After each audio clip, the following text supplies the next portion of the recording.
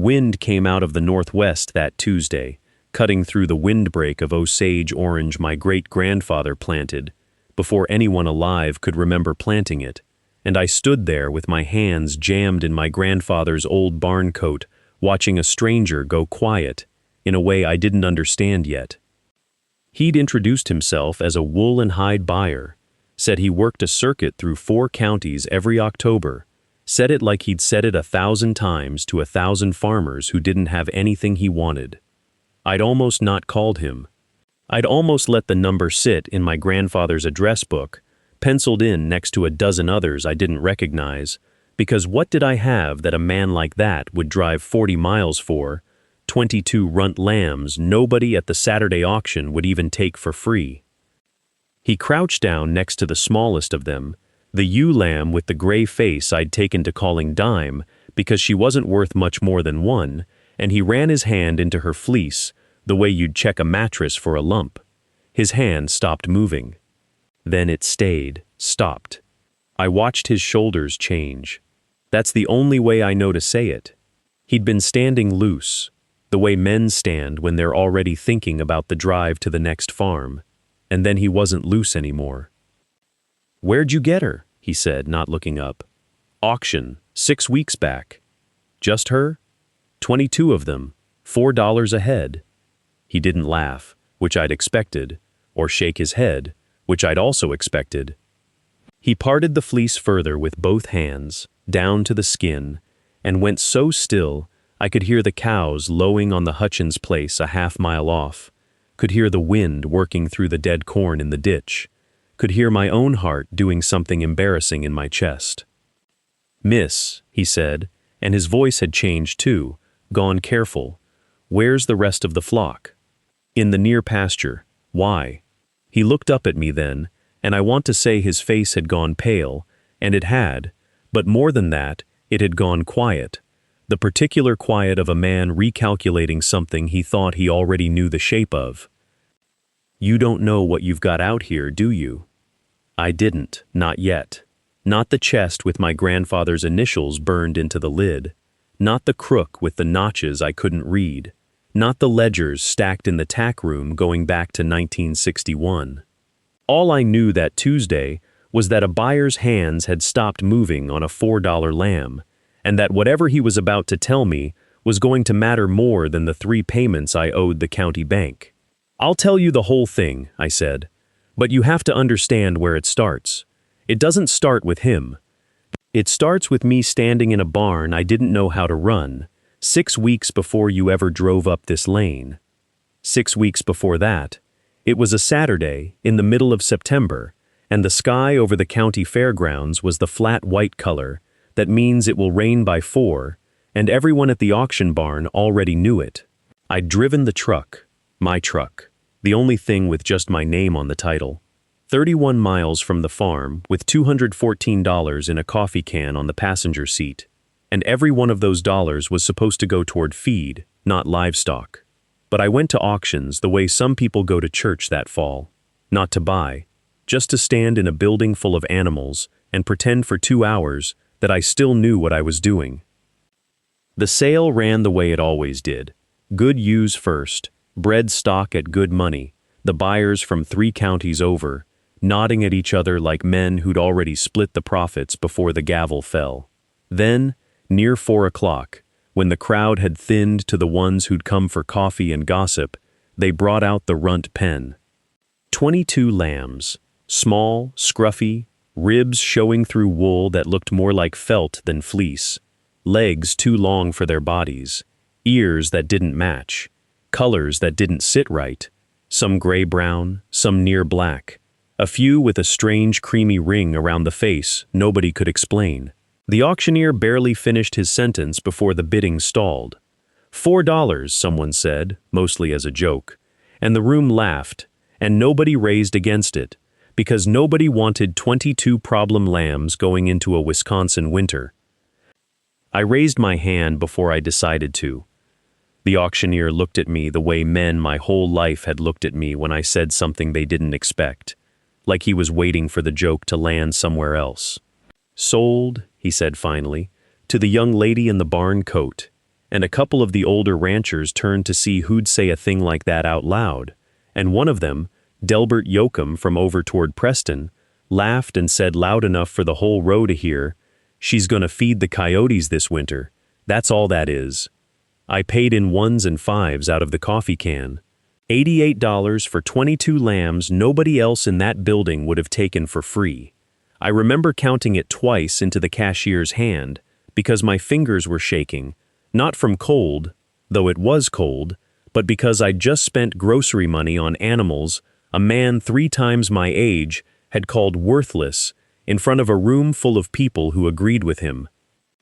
I loaded them into the stock trailer as the rain finally started, small bodies pressed together in the dark, steaming, silent, and I drove the 31 miles home, not knowing I was hauling the only thing standing between me and losing that farm, not knowing anything yet except that I was 3 payments behind, that the bank had already called twice that week, and that I had just spent the last of my cash on lambs nobody wanted. The house was dark when I got back, because I hadn't left a light on, because I hadn't planned on being gone past noon, and it was near 4 by the time I backed the trailer up to the barn. I unloaded them one at a time into the near pen, 22 small bodies that smelled like rain and fear, and I stood there in the mud, counting them again like the number might have changed on the drive. It hadn't. 22, $88 gone, 3 payments behind, going on 4. The kitchen table still had 2 chairs pushed in on one side and one pulled out on the other, the way he used to leave it, and I hadn't moved any of them since February. I ate standing up at the counter most nights, so I didn't have to look at the empty one. That Saturday, I didn't eat at all until almost 9, and when I did, it was crackers and the last of a jar of his sister's chow chow, because the grocery money was in a coffee can that now belonged to 22 lambs. Grady Wilhoit called Sunday morning, before church even let out, which told me he'd been watching for the trailer. He stood in my driveway in a coat too clean for a working farm, and told me, not unkindly, that he had a fella out of Knoxville who'd pay cash for the acreage, house included, and that a girl my age shouldn't be carrying a note like that alone into a winter like this one was shaping up to be. He had the flyer already printed. He always did.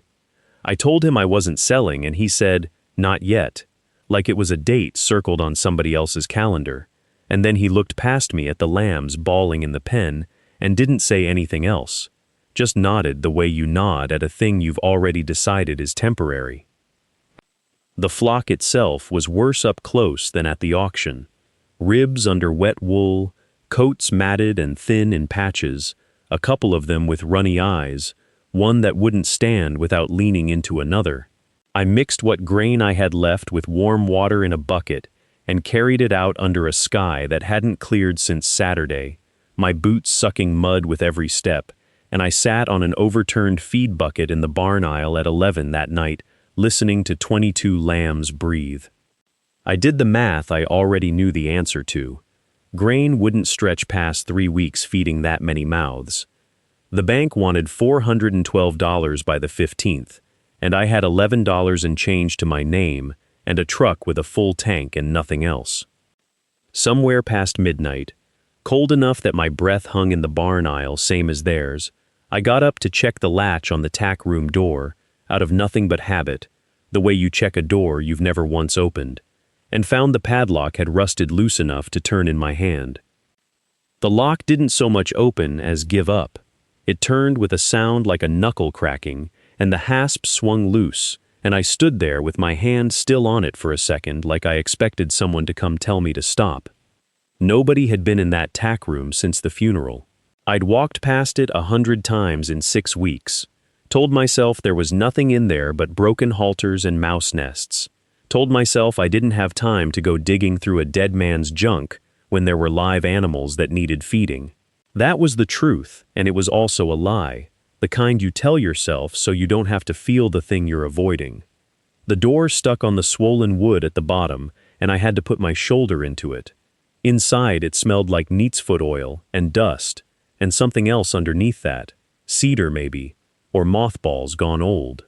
My flashlight beam caught the usual things first, a saddle nobody had ridden anything in 20 years, coils of baling twine gone brittle, a shelf of mason jars with nails sorted by size, because that was the kind of man he was. Then it caught the chest. It sat under the window, low and square, the wood dark with age, and burned into the lid in letters gone soft at the edges from handling were his initials, not painted, burned, the way you'd mark a tool you meant to keep track of for the rest of your life. It was padlocked, too, a smaller lock, newer than the one on the door, like he'd wanted the room locked and then wanted this, locked again inside it, a door behind a door. I didn't have a key for it. I sat back on my heels and looked at it a long time, the way you look at a closed envelope with your name on it in handwriting you don't recognize. Leaning against the wall beside it was a shepherd's crook, not the one I'd seen him use my whole life. That one hung by the back door, hook worn smooth and pale from 40 years of his palm. This one was different wood, darker, and along the handle somebody had carved a row of notches, not straight, not even, a pattern that didn't look like tally marks, and didn't look like decoration either. Groups of 3, then a gap, then 2, then a longer gap, then 4. I ran my thumb over them in the flashlight beam, and they were worn soft too, worn the way the other one was, which meant somebody had held this crook enough for their hand to shape it. I had never seen it before in my life, and he had never once, in 19 years, mentioned it to me.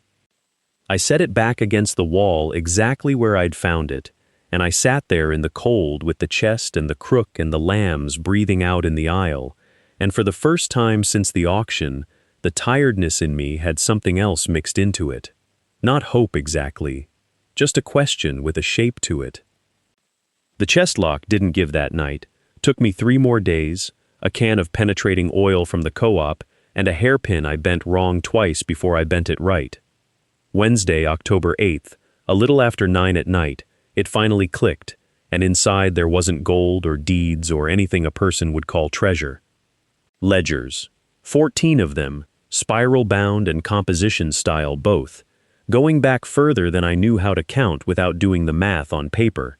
The earliest one had a date on the inside cover in pencil, so light I had to tilt it to the lamp, 1961. I started reading them on the kitchen table with the lamb's bottles cooling beside me, and Huckleberry, that's the dog, if I haven't said, asleep against my boot. The early years were just weather and feed costs, a line here about a ewe named for whatever he'd been listening to on the radio that week. But somewhere around 1968, the entries changed. He started writing about fleece, micron counts, staple length, words I didn't know until I looked them up on my phone at midnight with 1 bar of signal in a farmhouse in the middle of nowhere.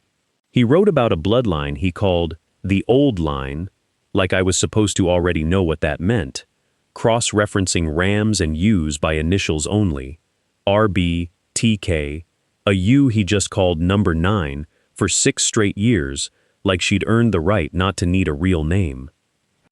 By 1974, the tone changed again. Shorter entries, angrier almost. Synthetics took the mill contract this year, he wrote, spelling it wrong, the apostrophe wrong, like his hand had been shaking or his mind had been somewhere else entirely. Nobody wants the old fiber anymore. Kept 6 ewes and 2 rams back anyway, not selling them off no matter what Purdy says the market's doing. I sat with that a long time.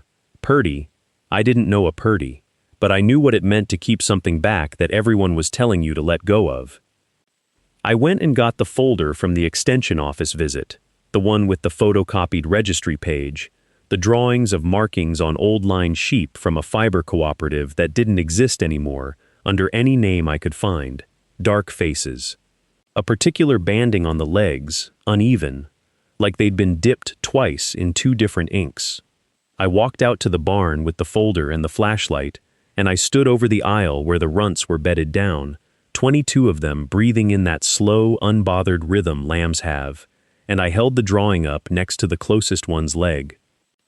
I stood there a long time not moving, comparing one line on a page to one animal in the dark. my own heart going faster than it had any right to over something that small. The frost came in hard that Wednesday night, the kind that puts a crust on the water trough by 10 o'clock, and I knew before I even walked out there that two of them wouldn't make it standing up on their own. I'd named them by then, which I told myself I wasn't going to do. Called the smaller one Dime, because that's about what it looked like curled up in the straw, and the other one didn't get a name yet, just got called the other one. Like if I didn't name it, I wouldn't feel it the same way if the frost took it before morning. I brought the lamp out, the actual kerosene one, not a flashlight, because the flashlight ran down too fast for a night like that, and I'd learned that already. One bad night in September teaching me things city people don't have to learn. Set it on the upturned bucket. Got the bottles warmed against my own body under my coat walking out from the house, because the propane heater in the barn had quit trusting itself sometime around Halloween, and I hadn't had money to look at why. Dime wouldn't stand, wouldn't even really try.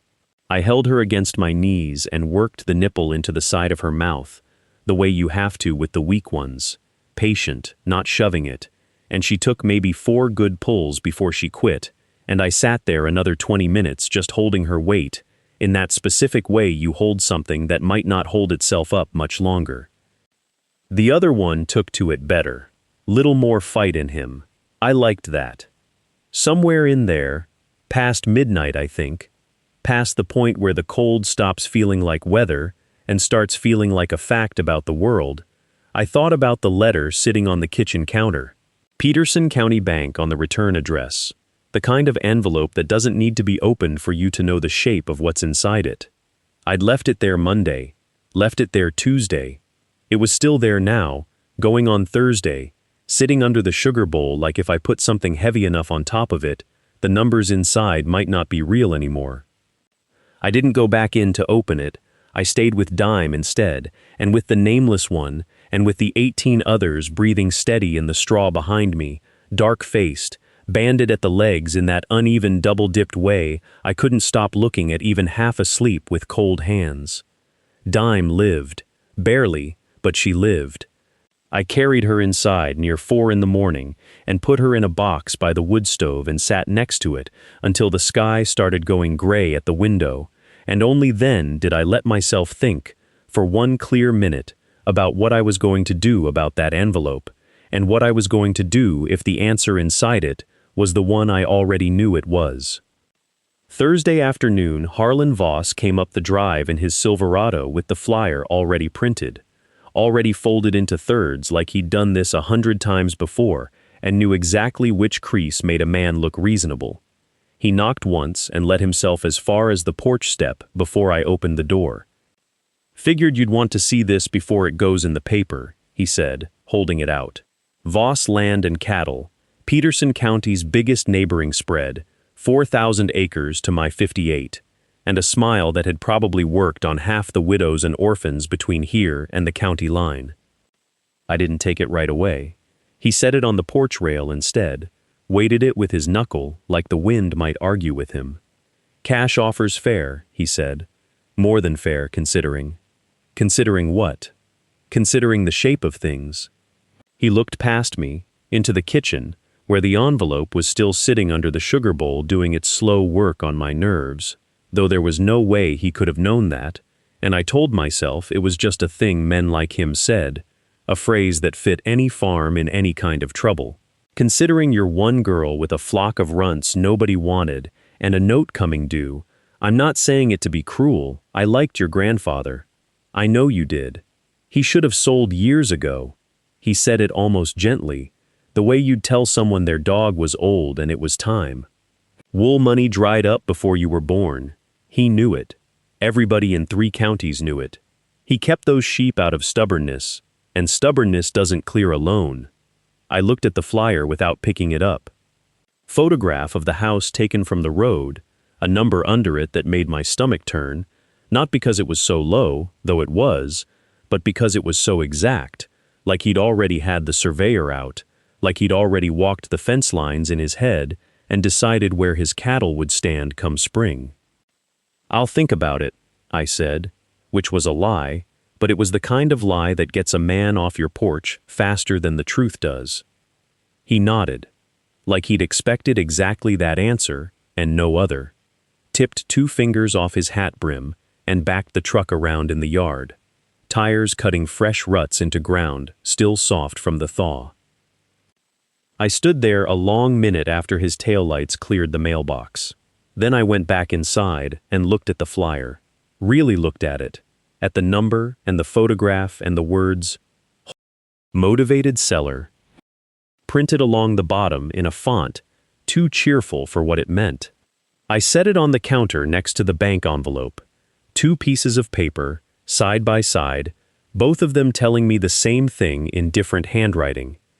Then I went out to check on Dime, because whatever the sheep in that barn were or weren't worth, they were, at that hour, the only thing in the world still asking something honest of me. Dime took the bottle without argument that night, which should have told me something about how far gone she still was, how much of her wanted comfort more than fight. I sat on the overturned bucket in the lamplight and let her pull at the nipple while I turned the crook over in my other hand, running my thumb along the notches again the way I had every night for a week, like the pattern might rearrange itself into an answer if I stared at it long enough. It didn't. So Monday morning, I drove the 11 miles into town with the crook wrapped in a dish towel on the passenger seat, like I was smuggling something. The county extension office smelled like burnt coffee and old carpet, and the woman behind the desk had been there so long she'd outlasted 3 directors and 2 remodels. She'd known my grandfather. Everyone who'd been in that county more than 20 years had known my grandfather, but she'd known him better than most. 40 years of 4-H fair judging, she told me once, sets a woman up to remember things other people forget. She took the crook from me without asking why, turned it under the desk lamp, and went quiet in a way that made the room feel smaller. "Where'd you get this?" she said, not looking up. "Tack room." It was with the chest. She traced the notches with 1 finger, slow, counting under her breath like she was reading Braille. Then she set it down carefully, the way you'd set down something that might still be breathing. "This isn't a shepherd's mark," she said. "Not the kind you see on trade crooks, anyway. Men used to notch their initials, sometimes a farm brand. This is different. This is a code." "A code for what?" She didn't answer right away. Instead, she got up, disappeared into a back room stacked with file boxes that looked like they hadn't been opened since Reagan, and came back holding a manila folder gone soft at the corners. Inside was a photograph, black and white, curling at one edge. 4 men standing in front of a barn I didn't recognize, sheep milling behind a low fence, and something in the way they stood, shoulder to shoulder, that said this was a photograph taken to mark an occasion, not just a day. There was a group, she said, small, maybe 6, 7 breeders total, scattered across 3 counties, back in the 50s. They were trying to save a fiber line nobody else wanted anymore. Too fine, too slow to grow out, no market for it once the mills went synthetic. They kept records nobody else kept, marked their culls, their keepers, their crosses, with a private notation so nobody could steal the line without knowing how to read it. She turned the photograph over. On the back, in pencil gone silvery with age, was a single name. "Look in the chest," she said. "If your grandfather kept anything from those years, it'll have this name on it somewhere. And if it does," she pushed the photograph across the desk toward me, "you're going to want to sit down before you read it." I drove home with the photograph on the passenger seat, face down, like it might burn a hole through the upholstery if I looked at it too long. The name on the back was Elmer Kessler, and it meant nothing to me, and everything, both at once. The sale barn had a consignment auction coming up that Thursday, October the 9th.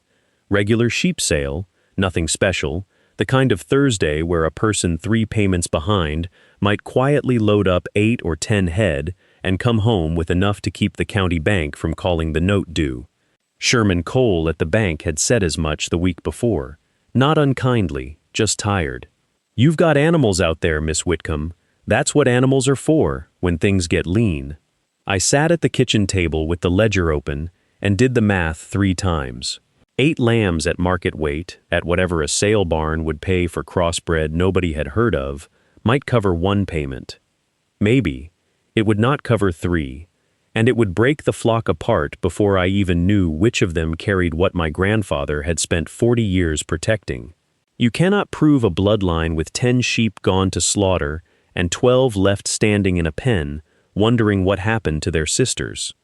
I thought about that a long time, the coffee going cold, the dog asleep against my boot. Friday morning I drove the truck, my truck, the '04 Silverado with the good tires and the bad radio, the one thing on this whole place that had my name on the title and nobody else's, over to the credit union in the county seat, 31 miles each way, and asked about a personal loan against it. The loan officer there, a woman named Pam Ostrander who did not know me from the bank, did not know my grandfather, did not know a thing about sheep, ran the numbers without any of the weight the county bank carried. $2,400, 12%, 18 months. I signed before I let myself think too hard about what it meant to owe money against the only thing in this world that was fully, cleanly mine. Driving home that afternoon, the truck felt different under me, heavier somehow, though nothing about it had changed. I kept glancing at the title paperwork on the seat where the photograph had been the day before, and I thought, not for the first time, and not for the last, that I had just bet everything I owned outright on 22 lambs nobody else had wanted at $4 a head. That night, I went out to the tack room with a flashlight and my grandfather's ring of keys, looking for one that fit the chest. The buyer's truck came up the drive at 9 that morning, a Tuesday, the 22nd of October, tires crunching on frost that hadn't burned off yet in the shade of the barn. He got out slow, the way men do when they've driven farther than they meant to for something they don't expect to find. Canvas coat, clipboard, a face that had already decided this was a wasted trip. I had them penned in the near paddock, all 22, fleece grown out heavy through September into a cold October. He didn't say much, walked the fence line first, looking at confirmation, at feet, the way buyers do when they're deciding whether to bother getting their hands dirty at all. Then he climbed in. He ran his fingers through the first fleece the way you'd flip through a book you'd already read. Second one, his hand slowed. Third, he stopped talking altogether.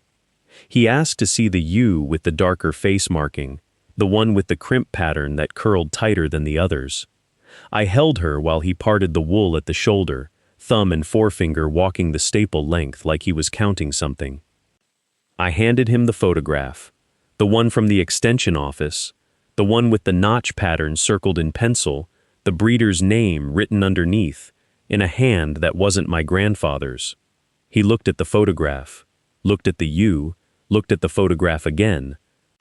His mouth had been about to say something dismissive when he lifted the fleece the second time, and whatever it was died there. He went still in a way that felt separate from the cold. "Where did these come from?" he said, not really a question. I told him, $4 a head. Saturday auction, 6 weeks back, lambs nobody wanted. He didn't answer right away. He put his hand flat against the U's side, like he was checking for a heartbeat that shouldn't have still been there after all this time, after synthetic fibers ate the market, after every registry list I'd read said this bloodline was functionally gone. The wind moved through the paddock. Somewhere behind me, one of the lambs bawled for its mother and got answered. He straightened up. His face had lost whatever color it started with, and for a moment, he just looked at the flock the way you'd look at a name you thought you'd buried. "You understand what you're standing in front of," he said. I said I was starting to. He asked, quiet now, careful, like he didn't want to spook something that had already survived this long by accident. Whether I had any idea what a full clip from this bloodline was worth to the right buyers. I said I didn't, not exactly, and he laughed once, short, like something had cracked loose in his chest. Then he named a number. I made him say it twice. He wrote it down instead, on the back of a feed receipt from his truck, because I think he understood that some numbers need to exist on paper before a person can believe them. Full clip.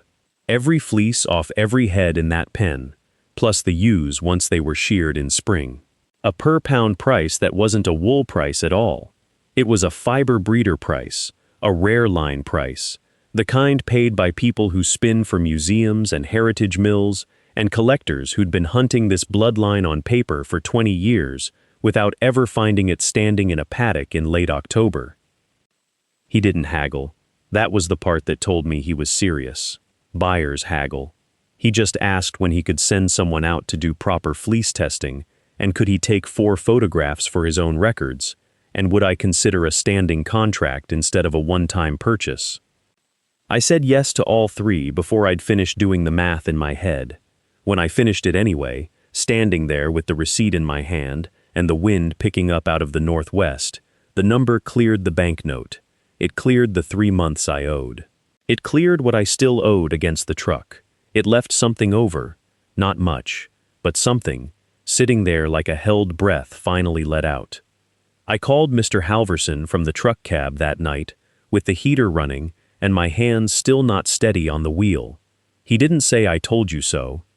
He asked how much, and when I told him, there was a long quiet on his end of the line, the kind that means a man is recalculating everything he thought he knew about a piece of ground he'd looked at for 50 years.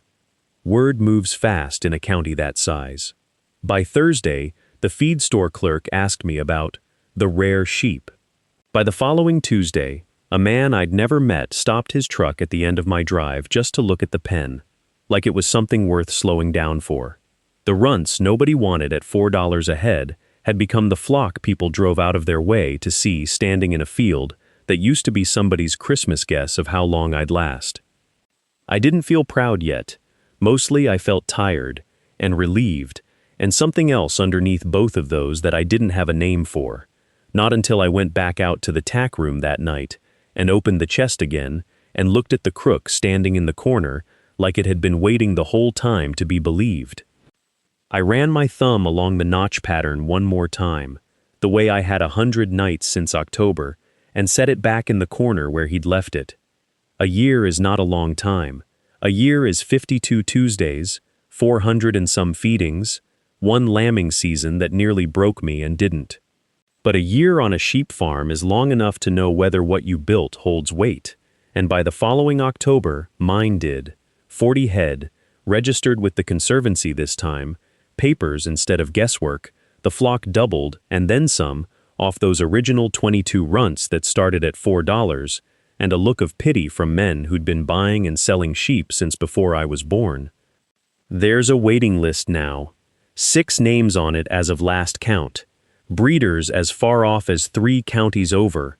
1 woman who drove up from the Texas Hill Country just to stand in the pen and ask questions I mostly knew the answers to. The wool buyer comes back every fall, same week, same handshake, and he doesn't go pale anymore. He just smiles, a little, like a man checking on money he invested early. The neighbor still stops by, no flyer anymore. Last month he leaned on the fence and asked what I thought about crossbreeding 2 of his ewes into the line, and I told him, and he listened the way you listen to somebody who knows something you don't, which is a different kind of quiet than the one he used to bring up my drive with a folder under his arm. I still owe the bank money. Not much, and not for long. The loan against my truck is paid off. The 3 payments that were once behind me are so far behind me now, they don't feel like they happened to the same person. What I keep coming back to, though, isn't the money.